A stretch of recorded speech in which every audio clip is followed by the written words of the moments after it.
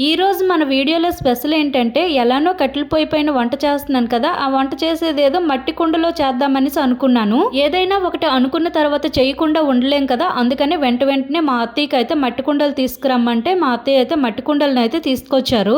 ఎప్పటిలాగే అత్తయ్య అయితే పొయ్యాలకి ముగ్గు పెట్టి పొయ్యి వెలిగించారు, అలానే ద్వీపం కూడా వెలిగించేశారు. ఆలస్యం చేయకుండా వంట చేయడానికి అయితే సిద్ధమైపోయాము. టిఫిన్ చేయడానికి ఏం చేయాలని ఆలోచిస్తే నాకైతే రాగిజావ గుర్తొచ్చింది. అదేదో మట్టి కుండలో రాగిజావ చేస్తే బాగుంటుంది కదా అనుకున్నా. ఇంకా వెంటనే ఒక చిన్న మట్టి కుండను తెచ్చి పొయ్యి మీద అయితే పెట్టి రాగిజావ చేయడానికి అయితే సిద్ధమైపోయా. మేమైతే ఇక్కడ రాగిజావ అయితే అందరము తినేస్తాము, కాకపోతే పిల్లలు అయితే ఈ రాగిజావ తినడానికి అస్సలు నచ్చరు. అందుకనే మా స్వాతి అయితే స్పెషల్ గా వాళ్ళ కోసం దోశలు ఇంకా చట్నీని అయితే ప్రిపేర్ చేస్తుంది.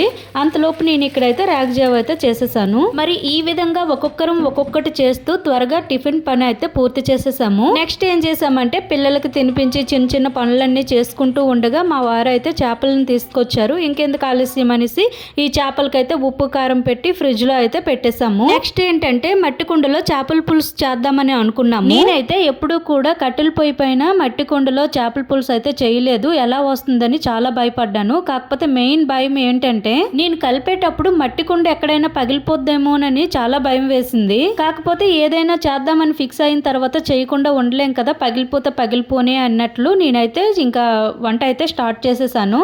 మధ్యలో అత్తయ్య కూడా వచ్చి నాకైతే హెల్ప్ చేశారు. ఆ ధైర్యంతో నేనైతే చక్కగా చేపల పులుసు అయితే చేసేసాను. ఇక్కడ మనకి చేపల పులుసు కూడా రెడీ అయిపోయింది. మూత తీయంగానే నోరు ఊరిపోతుంది, అంత మంచి వాసన వస్తుంది. అసలు కలర్ చూస్తేనే మీకు తెలుస్తుంది కదా.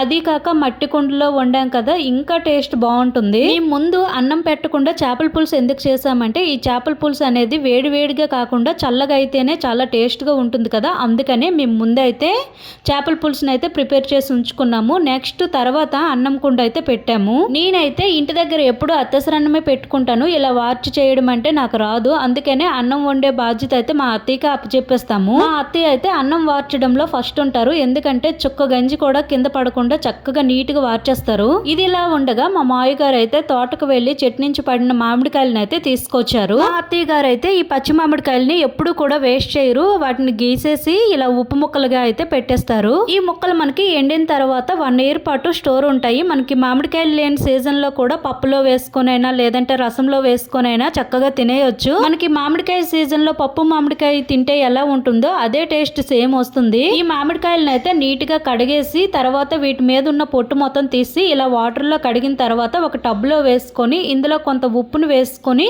వీటిని అయితే ఒక 4 days వరకు ఊరపెడతారు. ఇలా ఊరిని ఈ ముక్కల్ని ఎండలో అయితే ఆరపెట్టుకోవాలి. ఈ ముక్కలు అయితే ఆరిన తర్వాత ముక్కలు అనేవి మనకి గట్టిగా తయారవుతాయి. అప్పుడు మనం 1 year వరకు స్టోర్ ఉంచుకోవచ్చు.